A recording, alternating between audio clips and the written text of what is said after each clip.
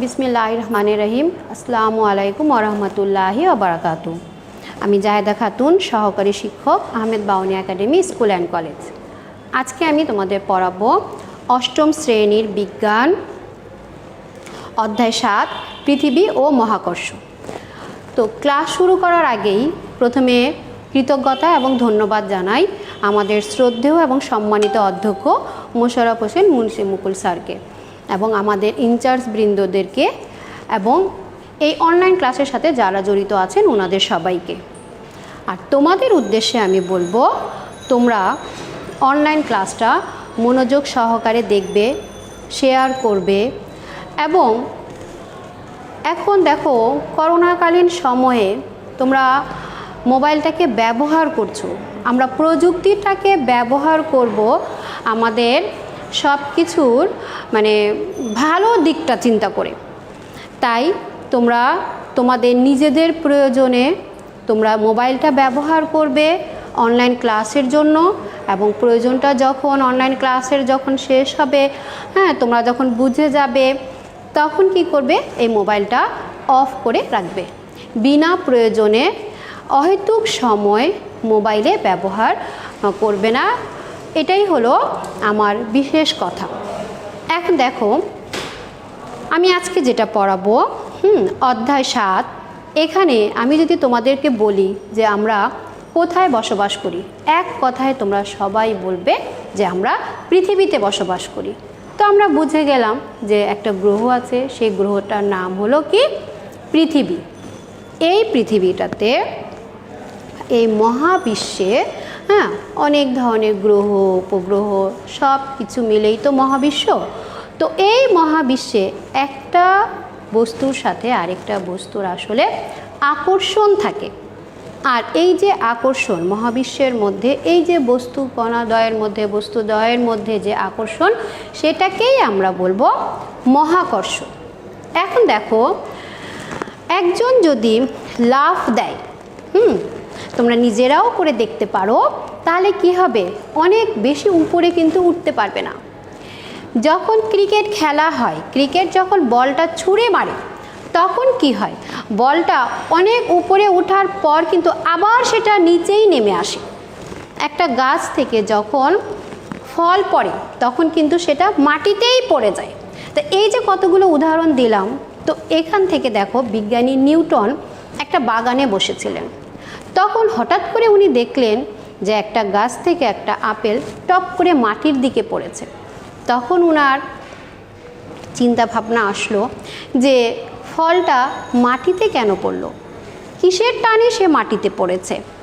তো উনি যেহেতু উনি বৈজ্ঞানিক, বিজ্ঞান মন মানসিকতা সম্পন্ন, নামটা তোমরা সবাই শুনেছ, বিজ্ঞানী নিউটন।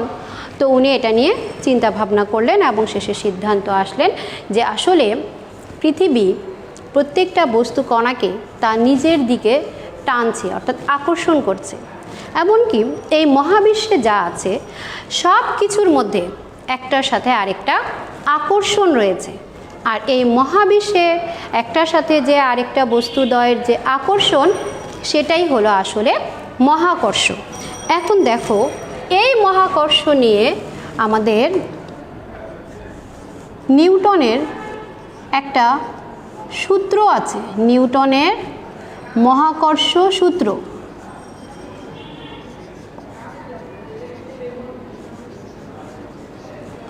ও মহাকর্ষ বল।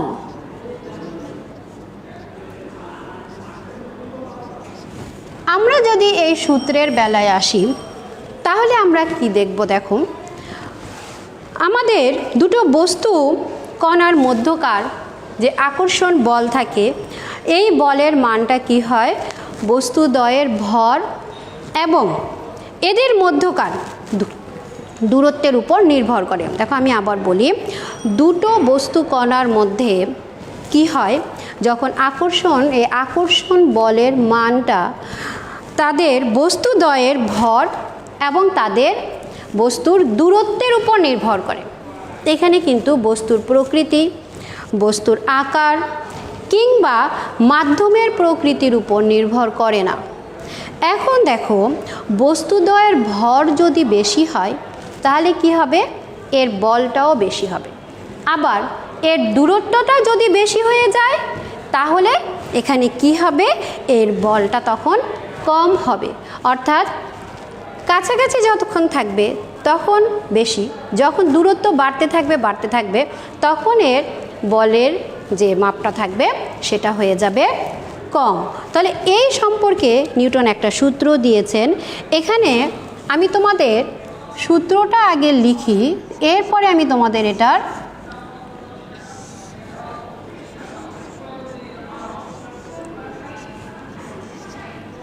দেখো, এটা যদি তোমরা বুঝতে পারো, এফ হলো কি প্রযুক্ত বল, m1 আর m2টা হলো বস্তুর ভর, m1 এবং m2টা হলো বস্তুর ভর। আর এখানে ডিটা ডিস্টেন্স, এটা হলো দূরত্ব। আর এখানে যে জিটা আছে এটাকে বলা হয় মহাকর্ষীয় ধ্রুবক।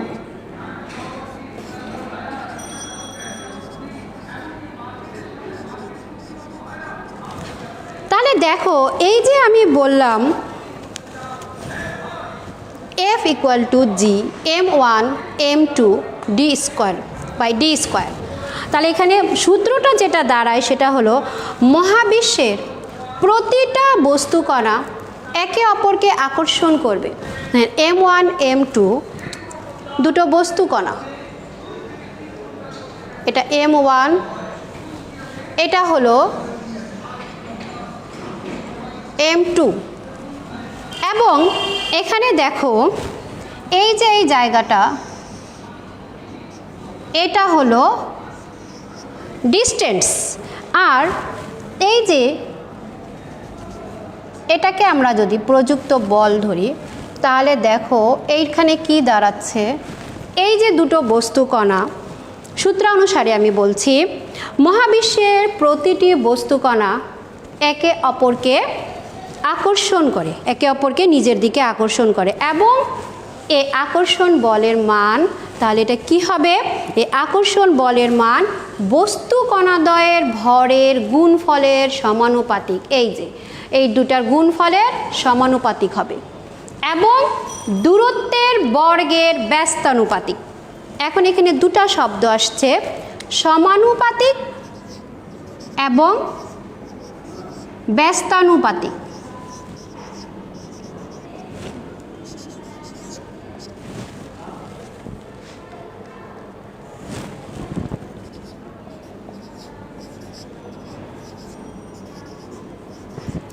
এই যে দুটো শব্দ আসছে সমানুপাতিক এবং ব্যস্তানুপাতিক, এখানে দেখো এই যে দুটো ভরের যে গুণফল, এই গুণফল কি হবে, প্রযুক্ত বলের সমানুপাতিক।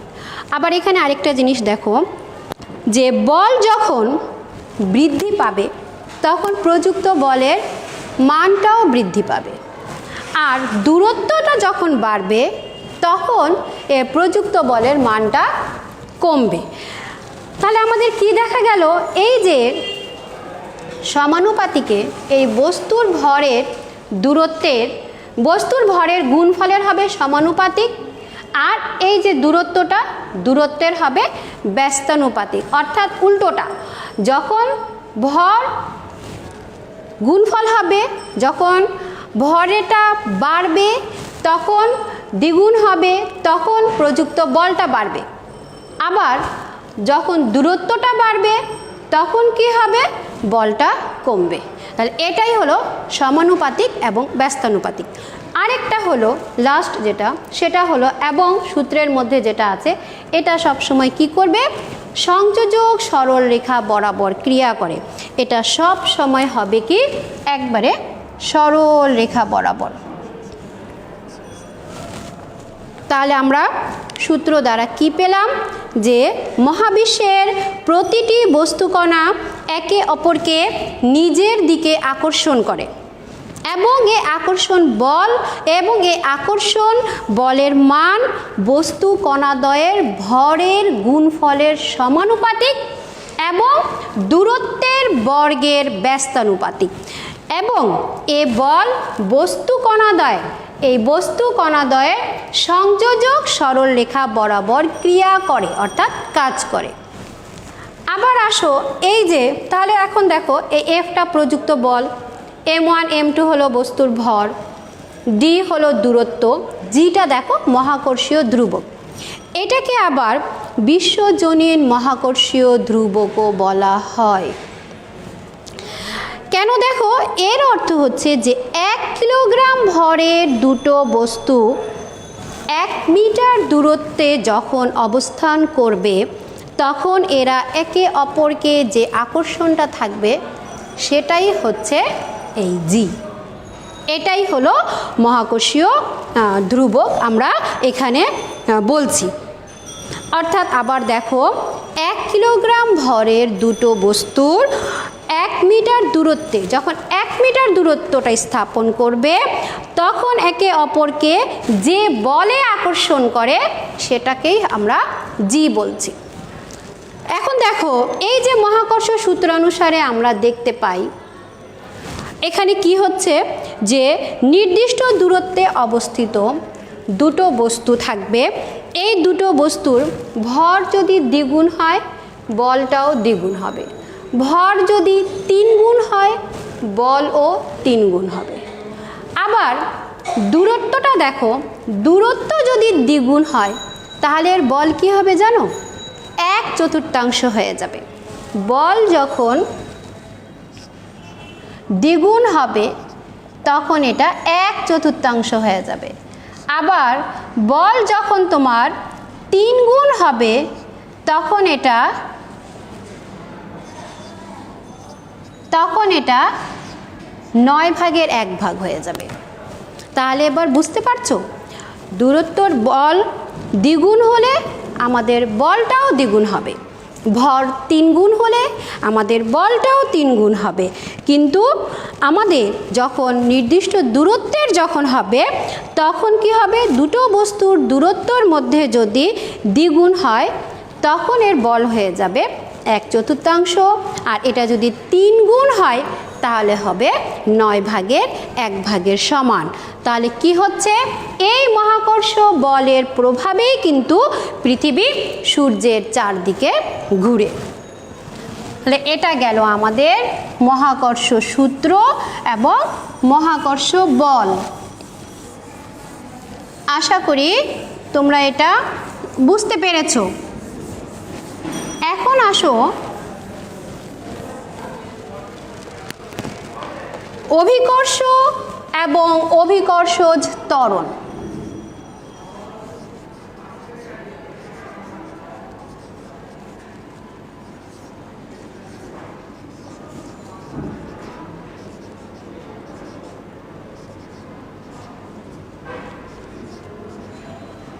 অভিকর্ষ এবং অভিকর্ষজ ত্বরণ।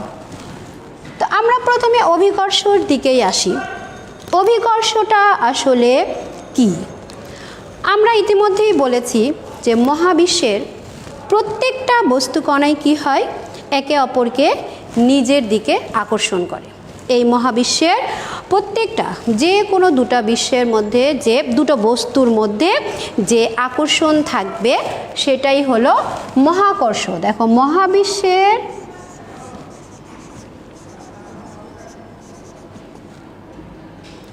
দুটো বস্তুর মধ্যে যে আকর্ষণ,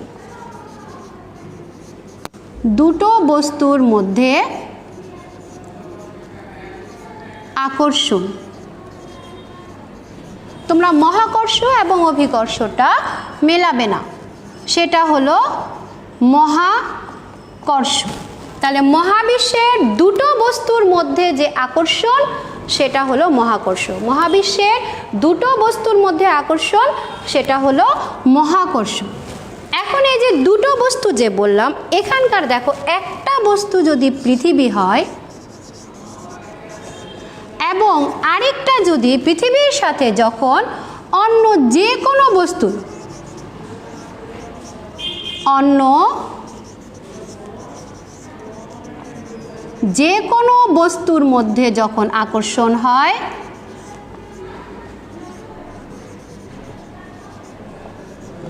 তখন সেটাকে বলে অভিকর্ষ। আশা করি এই মহাকর্ষ আর অভিকর্ষটা তোমরা মেলাবে না। মহাবিশ্বের দুটো বস্তুর মধ্যে আকর্ষণ মহাকর্ষ, এটা সূর্যচন্দ্রের মধ্যেও আকর্ষণ হতে পারে মহাকর্ষ। আর পৃথিবীর সাথে দুটো বস্তু তো বলছি, একটা হলো পৃথিবী, একটা পৃথিবীর সাথে অন্য যে কোনো বস্তুর যে আকর্ষণ হয় সেটাকে বলা হচ্ছে অভিকর্ষ। যেমন একটু আগে বললাম যে ক্রিকেটার যখন বল ছুঁড়ে মারে তখন বলটা কি হয়, মাটিতে পড়ে। গাছ থেকে যখন ফল পড়ছে তখন সেটা মাটিতে পড়ছে। তাহলে কি হচ্ছে, পৃথিবীটা সেই বল বলো আপেল বলো সেটাকে টানছে, আকর্ষণ করছে।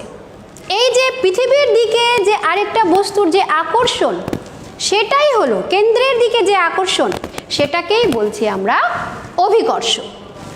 এখানে আসো, দেখো পৃথিবীর সাথে অন্য যে কোনো বস্তুর যে আকর্ষণ, সেটা যখন আমরা অভিকর্ষ বললাম, তাহলে এখানে দেখা যাচ্ছে কি যে সূর্য চন্দ্রের মধ্যে যে আকর্ষণ সেটা মহাকর্ষ, পৃথিবী এবং যে কোনো বস্তু যেমন বল বললাম আপেল বললাম এগুলোর মধ্যে যে আকর্ষণ সেটাকে বলা হচ্ছে বা সেটাকেই বলা হয় অভিকর্ষ।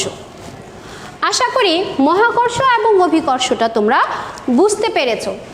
এরপরে দেখো যেটা আছে অভিকর্ষজ ত্বরণ।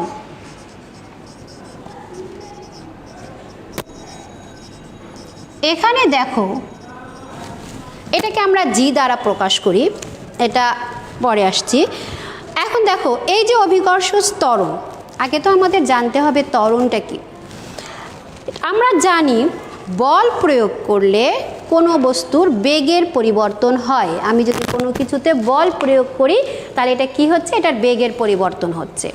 প্রতি সেকেন্ডে কি হচ্ছে, যে বেগ বৃদ্ধি পায় স্বাভাবিকভাবেই যে জিনিসটা আছে, আমি এখানে বল প্রয়োগ করলাম, এটার বেগের পরিবর্তন হলো, তাহলে কি হচ্ছে, প্রতি সেকেন্ডে বেগ বৃদ্ধি পাচ্ছে।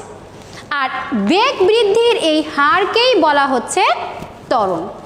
এখন অবশ্যই অভিকর্ষ বলের প্রভাবে ত্বরণ হয়, কারণ আমরা বলছি যে পৃথিবীর সাথে অন্য যে কোনো বস্তুর আকর্ষণ হলো অভিকর্ষ।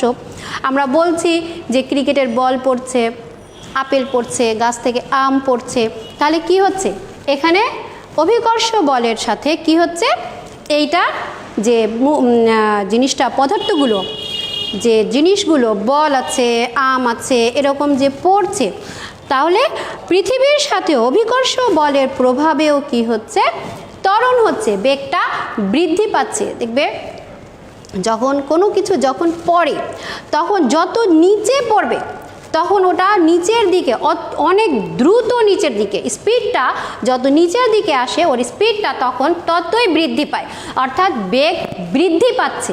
আর এই বেগ বৃদ্ধির হারটাই হলো ত্বরণ।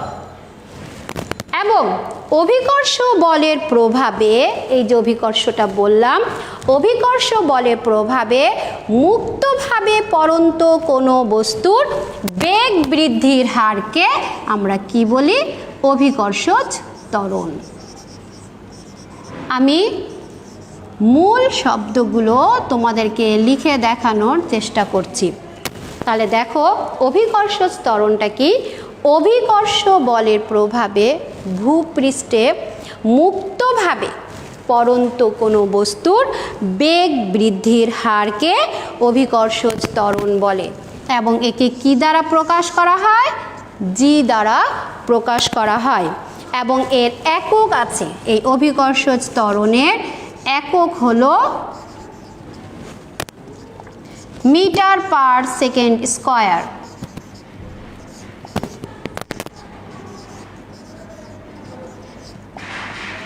মিটার পার সেকেন্ড স্কয়ার, এটা হলো আমাদের অভিকর্ষজ ত্বরণের একক।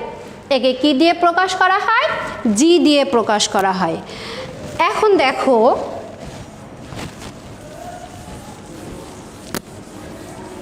প্রত্যেকটা জিনিস খুব ভালোভাবে বোঝার চেষ্টা করবে।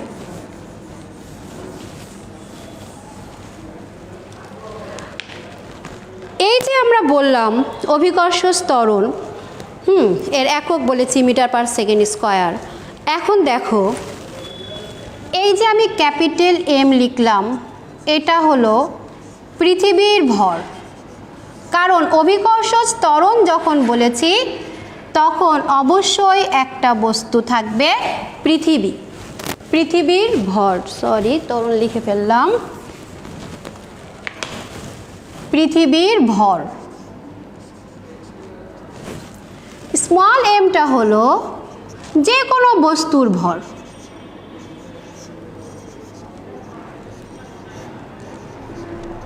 ডি হলো দূরত্ব।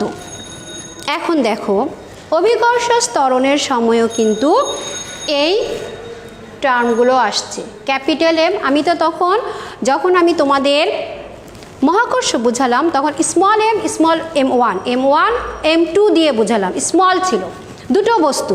আর এখন দেখো আমি যখন অভিকর্ষে চলে আসলাম তখন কিন্তু একটা ক্যাপিটাল এম নিয়েছি, এবং ক্যাপিটাল এমকে আমি বুঝিয়ে দিলাম এটা হলো পৃথিবীর ভর, আর স্মল এমকে আমি বলছি বস্তুর ভর।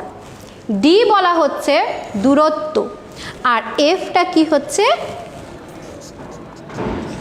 হোয়াট। তাহলে আমাদের কি করতে হবে, এফ যে অভিকর্ষ বল সেটা আমাদের বের করতে লাগবে। এখন দেখো আমাদের যেটা আছে মহাকর্ষ সূত্রানুসারে অভিকর্ষ বল, দেখো কি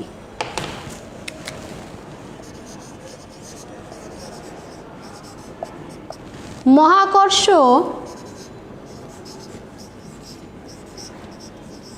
সূত্রানুসারে অভিকর্ষ বল F equal to gm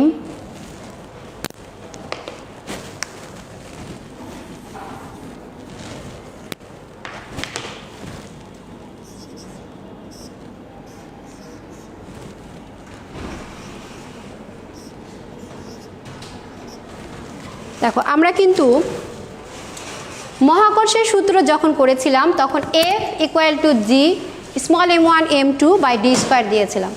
যখন আমরা মহাকর্ষ সূত্রটাকে প্রয়োগ করে যখন আমরা অভিকর্ষ বলে আসছি তখন আমরা দেখছি F equal to G capital M small m by d square.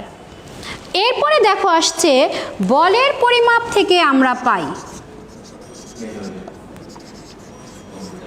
বলের পরিমাপ থেকে যেহেতু আমাদের এখানে বলটা অবশ্যই আসবে, তাহলে বলের পরিমাপ থেকে আমরা পাই অভিকর্ষ বল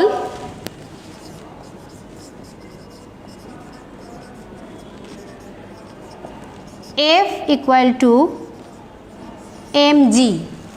এখন দেখো যদি আমরা বীজগণিতে চলে আসি, এটাকে 1 নাম্বার, এটাকে যদি 2 নাম্বার, দুইটা সমীকরণ দেই, তাহলে এই সমীকরণ দুটো থেকে আমরা পাচ্ছি G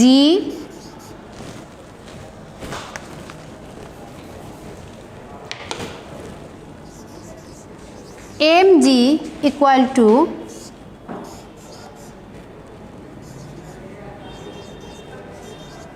বাই ডি স্কয়ার। এখানে দেখো যখন mgটা শুধু আছে তখন আমরা এটা বুঝবো উপরে, নিচে একটা 1, এখানে দেখো g, এই mটা কাটা দিয়ে দিলে কি হবে, g equal to gm by d square. এই লাইনটুকু তোমাদের বইয়ের মধ্যে নেই, এটা আমি তোমাদের বোঝার সুবিধার্থে এই লাইনটা লিখেছি। তাহলে দেখো আমরা যদি এখানে দেখি তাহলে অভিকর্ষ ত্বরণটা কি হচ্ছে, এখানে ডান পাশে দেখো এই যে স্মল m যেটা আছে ভরটা, বস্তুর ভর, এটা কিন্তু এখানে নেই। জিএমটা হলো ধ্রুবক, তাহলে এই অভিকর্ষ ত্বরণটা কি হচ্ছে? বস্তুর ভরের উপরে নির্ভর করছে না, এটা নির্ভর করছে বস্তুর দূরত্বের উপর। এখন এই যে বস্তুর ভরের উপর যে নির্ভর করছে না, এখানে দেখো, তাহলে আমরা বলতে পারি যে অভিকর্ষ ত্বরণটা বস্তু নিরপেক্ষ হলেও স্থান নিরপেক্ষ নয়, অর্থাৎ এখানে দূরত্বটার উপর নির্ভর করে আমাদের অভিকর্ষ ত্বরণটা নির্ভর করবে, অর্থাৎ জি এর মান বিভিন্ন অঞ্চলে বিভিন্ন রকমের হবে। এখন অভিকর্ষ ত্বরণের যে পরিবর্তনটা আসে, সেখানে দেখো আমরা এই যে পৃথিবীটা, এই পৃথিবীর মধ্যে এই জায়গাটা কিন্তু একটু চাপা, এটা হলো মেরুর দিক, এটা হলো কেন্দ্র বিষুবীয় অঞ্চল। তাহলে দেখো আমাদের কি হচ্ছে, এই যে দুটো সাইড যে চাপা আছে মেরুর দিকে, এখানে আমরা যদি ব্যাসার্ধটা চিন্তা করি, তাহলে আমরা দেখব যে G equal to GM by R square.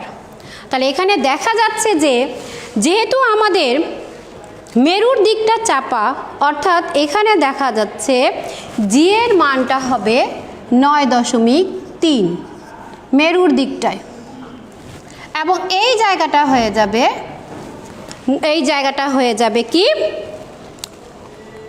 কম, এখানে চলে আসবে আমার 9.78 মিটার পার সেকেন্ড স্কয়ার।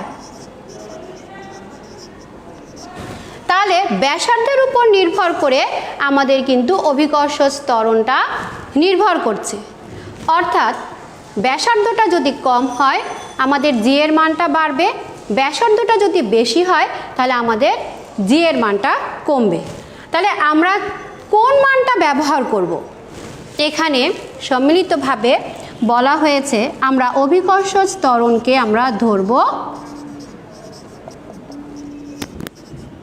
অভিকর্ষ ত্বরণ জি এর মান আমরা ধরব 9.8 মিটার পার সেকেন্ড স্কয়ার।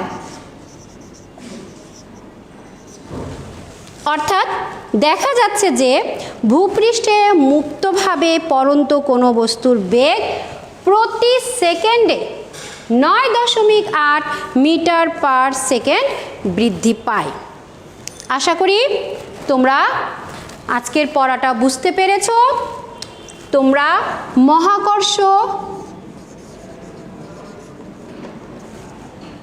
মহাকর্ষ কি, অভিকর্ষ কি,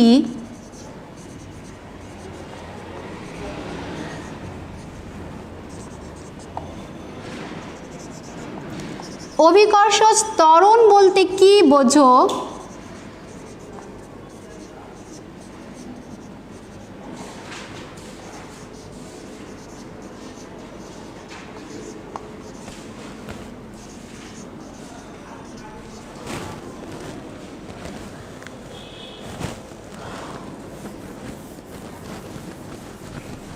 এবং নিউটনের মহাকর্ষ সূত্র।